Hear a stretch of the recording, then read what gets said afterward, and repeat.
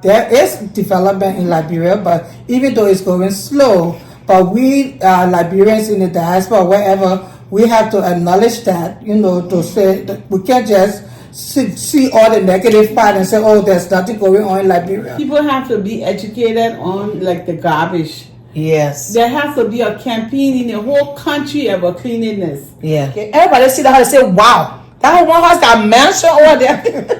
But if you know her, you will know why her house is there. She's an entertainer. When I say entertainer, she likes to entertain people in her home. She loves to have people come over. She likes to entertain people. So that house is going to be where we're all going to be gathering. That's going to be a hub for us, okay?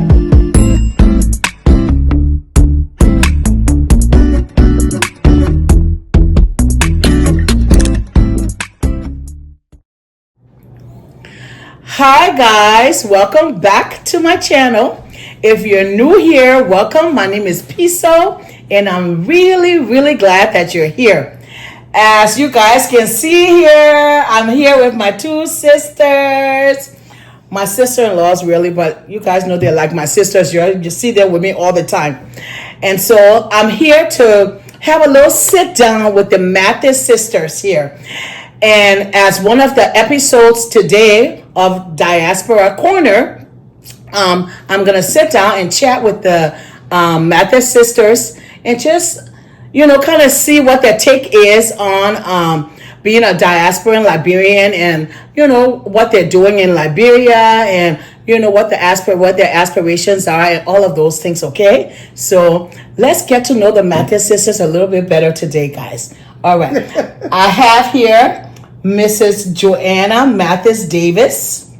Okay, hi, Auntie Jo. Hi, Auntie Piso. And I also have here Dr. Helena Mathies Watson. Hi, Auntie Helena. Hi, Auntie Piso. And so today I'm going to chat with them and they're going to just kind of, let us know what's going on with them, with stuff in Liberia, what are they doing, stuff like that. So let's just get right into it. Okay. So guys, the first question for these ladies is, when did you leave Liberia? Okay. The first time you left Liberia to move away from the country, for in you guys' case, to the United States. Mm-hmm. When did you, we'll start with you, Dr. Watson. When did you first leave Liberia? Well, I first left right after the OAU conference was held in Liberia. That was August of 1979. Wow. Yes. Okay. I remember. All right. August 31st, 1979. Okay. I arrived here. Wow. That's a long time. That's over 40 years. Yeah. Yeah. And Joanna, when did you leave Liberia to move to the U.S.? Yes, I left Liberia March 1985. Wow. So this year, that's 40 years. Yes. This year. Yes. Guys, that's a long time. They have been diaspora Liberians a long time. Yes. Okay, so after you left Liberia, when did you return for the first time back to Liberia? If I can remember right, we returned right after Ellen Johnson Sirleaf got elected as president. Okay. The first year in office, I think it was 2005. 2005, yeah. She got elected 2005, and I believe her inauguration 2006 or something like that, yeah. We got back in 2006 in March. Wow. Yes. Okay. Yep. Was that the same for you? Yes, that was the same for me. Oh, wow. Okay, yeah. So, all right. So, how did you feel the first time you stepped foot in the country, on the continent of Africa, in the country of Liberia? How did you feel that first time going back? Because it had been over 30-some years then. I mean, for you, I'm like, you know. I felt overjoyed. It was my dream to always go back to Liberia, to work in Liberia. But because of the civil conflict, that dream was put aside. So when I got back there, even though it was just after the war, things was rough. And, there were tanks everywhere and guns pointing at you while you were driving. I was still happy to be back. Yeah. But I was so sad and disappointed in the way the country looked, because when I left, Liberia was booming. Yeah. And returned to a war-torn country. Yeah. Sad. You, Joanna? Yeah, I was overwhelmed. I was happy to be home. Home will always be home, even though it wasn't the same as I left it. But I was happy to be home. Okay. Yeah, I felt the same way too in both. So I was nostalgic about it. I was, happy to be home. I was crying because I felt this sense of, like belonging. This is where I came from and everything. But then also I saw, things were not as I had left it too, and but still happy to be home. So Yes. that's those are the same feelings that I had. Okay, so now you returned back home for the first time. You kind of see how things are, and so you continue to go back, correct? Yes. We try to go back at least every year, sometimes twice a year since then. Except for the COVID time, I think we didn't go home that year. But we try to go home as often as possible, because from the first time we got home, it was like, oh, I miss this place. This is home. Yeah. So Yeah. we try to go home as often as possible. Home is home. Yeah. Yeah. Always will be. Yeah. Okay. Now that you've been home up and down a couple of times, a few times, what do you feel is the number one concern that most Liberians have, or that you guys had in going back and forth to Liberia? I wouldn't say number one. What are some of the concerns that you have?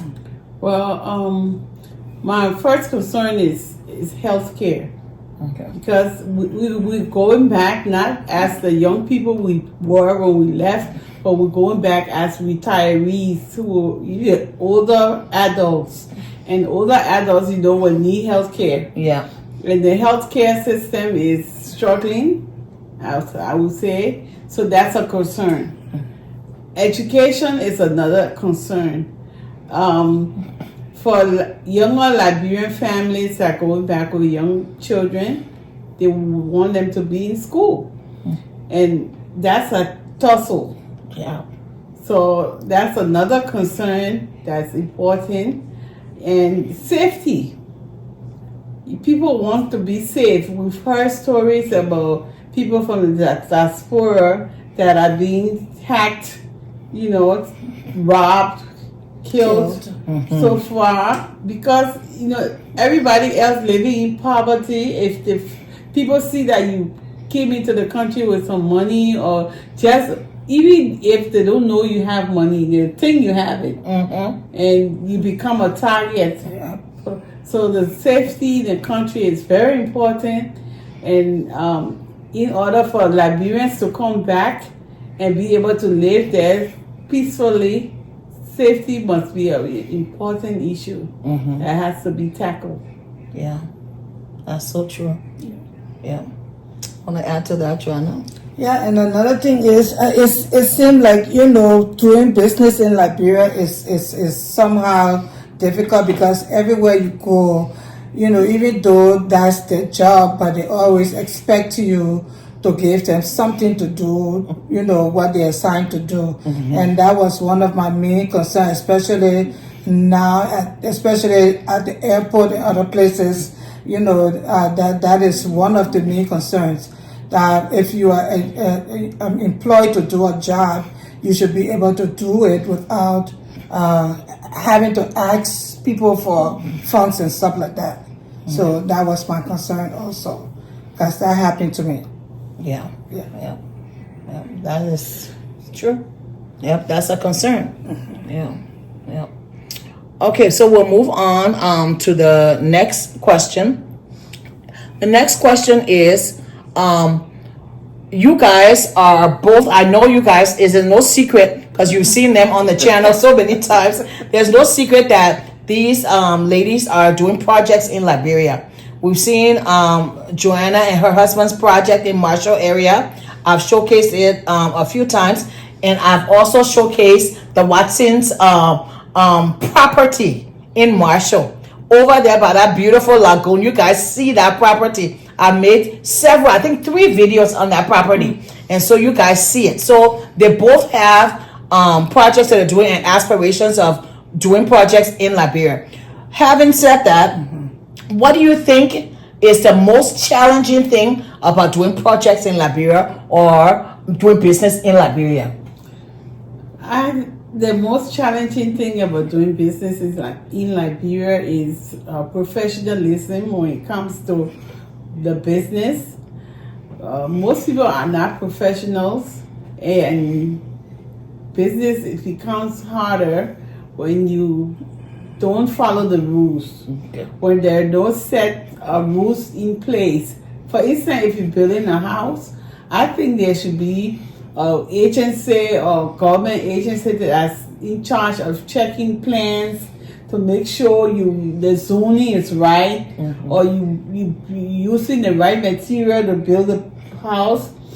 But no regulation. There is no regulation. You're not building in the alley. People building in the alley. Yeah. And they're not supposed to. Yeah. Anybody can come up and claim to be an architect or a builder. Anybody can claim to be a doctor or a nurse or something. I don't think they do a good job in background checking, and that can be taken care of if they put the proper processes into place to take care of those. And once those businesses are regulated, I think it'd be easier, and it will cut down a lot of the bribery and overcharging, undercharging, shady work, and all that stuff that goes on. Liberia can be what it's supposed to be. It can be. We just need to put the right process into place to make that happen. So as a diaspora, somebody who wants to retire back home, okay, you, Auntie Helena, somebody who wants to retire back home. So what specific main thing do you think you will want to see put into place that will really make it like you see a lot of other Liberians that want to retire back home will say, yes, definitely, this is my first choice, because they'll make them more comfortable with that process of transitioning to retire back home. What do you think? Healthcare. And security. Okay. Healthcare and security. Yes. Okay. That's good. All right. So, Joanna, as far as building in Liberia, okay, what do you think is the most challenging thing you have encountered in building in Liberia with your project? The most challenging thing is the workmanship. As my sister said, the professionalism. We have these people that's building your property. Even though you're not there, one of the main things is you can't be there all of the time because you're here working. And so you don't have that time to be on the ground while they're doing your project.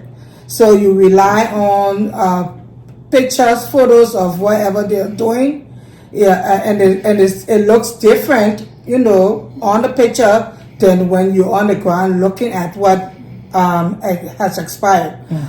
So after you've gone home to see, and then you find out that there's a whole lot of mistakes made, during the construction. So then you have to modify it, and that costs a lot of money also, so that is one of the main things. Most of the people there, I don't think they know how to actually read a plan. So because back home it seems that they have one style, so when you give them something different, it's kind of difficult for them to read, and so they just do what they think is right, and most of the time it's not right. So that costs us a lot of finances to redo stuff. So that's one of the challenging things when you're doing a project in Liberia. I hear that a lot. I hear that from a lot of people who reach out to me. to talk about their projects and stuff. That's one of the main things I hear about. Or, you know, the person, they tell story, they say they did this, or that's not what I wanted. You know, they send a video, it looked like it was, when I went on the ground, it actually wasn't what I wanted. So I hear a lot of people saying that. And so even though we're happy that we have technology now, we're able to communicate on WhatsApp and meet all the time, in constant contact with your builders and stuff, which is great. People now showing people La project, you know, and stuff. Somebody else project, saying that your project, we passed that stage. But it's still a challenge because you're not on the ground. What seems in video and in pictures might not be actually what you wanted. And so I hear that a lot. So that's still a challenge. So we just continue to communicate, you know, constantly with the builder and kind of, you know, have somebody on ground who can be kind of a go-between too. That helps. All right. Okay. So next question is, what do you guys think is needed as far as bridging the gap between the diasporan Liberians and the Liberians in Liberia in working together to make the country better? What do you think? What can we do to bridge that gap? Because there is a divide. You know, there is a divide, and there's something there that's causing, sometimes there's friction. All the people can come to see our job. All the people in America all the time, we will pay on the ground. They won't come. They won't do. But the diaspora and Liberian also have a lot of contributions that they can make to make the country better. So how can we bridge that gap? Nationalism. Nationalism. We need nationalism. We need a campaign to make every Liberian proud to be a Liberian, and to help the Liberians in Liberia accept Liberians who are returning home as their equal. Okay, you may say they have been away, or we have been away for a while, but we have been contributing constantly. Most of our families that survive only because of our contribution. Exactly. We had to take care of 2 homes in the United States and in Liberia. So Liberians here, they are still Liberians, and they will always be Liberians. So the Liberians in Liberia has to be conscious of the fact that those are their relatives coming home. They're not strangers. They God just opened the way so that they could be able to provide for them back home. You know, so, and nationalism, a campaign to promote, you know, Liberians in the diaspora returning home, encourage them to return home and make the country safe. Once the country is safe, we can work with a lot of other stuff. But safety is very important. Right. I agree. Joanna, sir, you agree with that? Yeah, I agree with that. I agree with that. I also want to add too that on the other side of the spectrum, Liberians that are leaving the diaspora or who are coming from the diaspora and going back home, either to visit or relocating, they need to be conscious too of the contributions of Liberians that are on the ground. They cannot go back home with that attitude of I'm from the States. You know, I know this, I know that, I'm from the West, and they get that proud air.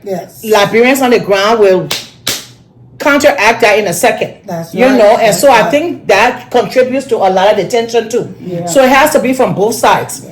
Okay, we have to be receptive, okay, to the Liberians from the diaspora coming home and trying to get stuff done, but also Liberians from the diaspora has to be also, you know, conscious of you're going home to people who are there who have skill sets. They have good skill sets on the ground that they're already contributing to the country. So acknowledge that and let's work together. All right. And so I feel like we both can do better on both sides. I agree. Yeah. So that's one of it. Okay, we're rounding it up, ladies. We're rounding it up. Now, you guys have been going back home, like she said, since 2006 every year, like me and, you know, Joanna here. We've been going back home a lot. We see what's going on, okay? Do you feel like there's progress, or is it too slow? Or is the progress measurable? I think it's too slow. Okay. I think there's progress, but it's too slow. Okay. And not enough progress. Yeah. Okay. I think so. We could do better in. We could do better Okay. in promoting this Liberian nationalization or nationalism among its people. Okay. It'll help. All right. Yeah, and that too, because for the Liberians back home and for us that frequently visit, go home to visit, it seems like it's like when we go home, we kind of like look down on the people there because we've been in the States for so long, and we feel that we are more exposed than them, and so those people will feel somehow towards us. So if we can realize that if we had the opportunity to come, to better ourselves and to help our families back home, that we can't go there and expect them to be on the the same, would have the same exposure as we have, but we can educate them on what we have learned over here. Yep. That's true. Awareness. Yes. Awareness on both sides is key. Yeah. That's true. Yep, and then too, there is development in Liberia, but even though it's going slow, but we Liberians in the diaspora, wherever, we have to acknowledge that, to say that we can't just see all the negative part and say, oh, there's nothing going on in Liberia, the government is not doing anything, or such and such stuff like that. Because there are development. There's the roads. I've looked at videos, even though I haven't been there this year, but I see that the streets are being cleaned and all of those kind of stuff. So there's effort being made. To better the highway is getting there. Yes, it's getting there. I can't wait. It's getting there. So there are measurable changes that we see. And development that we see, but also too, there are some things that every year you go, anytime you're there, it's still the same. So we need to work on that. So it's on both. There's progress, but then there's some things that are just, so it's work in progress. Those things that continue to remain the same, I think those are things that the government should promote education around. Yeah. People have to be educated on like the garbage. Yes. There has to be a campaign in the whole country about cleanliness. Yeah. Every part, not only in Monrovia, but in Banga, Tapeta, whatever other Wologisi, or any other place, there has to be a campaign centered around cleanliness. Yeah. How to dispose of your garbage properly. Have the school children have contests. Coming up with papers on how to clean the school, who's the cleanest school, who's the cleanest neighborhood. All that should be a campaign around it to promote cleanliness in the country. And then also, Sister Helena, not to cut you off, but consequences. Yeah. There should be consequences against if people litter and people who are they see trash, they put trash in place, fine them. That's right. If there are consequences for dirtying the city or whatsoever. If people being fined and stuff like that, at least, maybe that would help they would stop. So we have to do something. Like you said, the campaign, in positive reinforcement for those that are doing good with that. But also, too, those that are not, give them, some consequences for that. So I just feel like, we're trying, but there's still work in progress to be done, like we said. So last thing that I want to say, ladies, is I know that we have all been going back and forth to Liberia, and Liberia is our home, and we feel so happy when we're there, and we feel like nowhere else no place like home. Yes. And stuff. So I just want to encourage us to continue what we're doing. I want to continue to encourage you to do something with that beautiful lagoon property that you have. I can just sit on that hill and for hours and just look at that property. It's so beautiful, and I can't wait, to see what you got planned for there. And I'll be there to bring you guys along and capture everything you got planned. I also want to encourage you, Joanna, to continue your project in the pace that you're comfortable with. Continue to progress. Continue to, make strides towards the home that you want. Yeah. Okay? Everybody see that house and say, wow, that one house got a mansion over there. But if you know her, you will know why her house is she's an entertainer. When I say entertainer, she likes to entertain people in her home. She loves to have people come over. She likes to entertain people. So that house is going to be where we're all going to be gathering. That's going to be a hub for us, okay? And so I can't wait to continue to share her house progress with you guys. All right. I want to thank you too for sitting down with me this afternoon. And guys, this is the July 28th. And so we're going to be going back to Liberia in a couple of days. And so I can't wait to go back and to share with you all the other things that I've got planned to share. A lot of people have reached out to me. Thank you for that, to go out to share their projects. And so I'm excited to go share those projects with you guys. And also I have a lot of other interviews that I've been doing that I will continue to do with Diaspora Corner and Boots on the Ground. As you know, Boots on the Ground is having sit down with the people in Liberia and their contributions that they're making, as well as the diasporan Liberians that are doing Diaspora Corner. So thank you guys for watching, and I will see you all in the next video. Bye guys.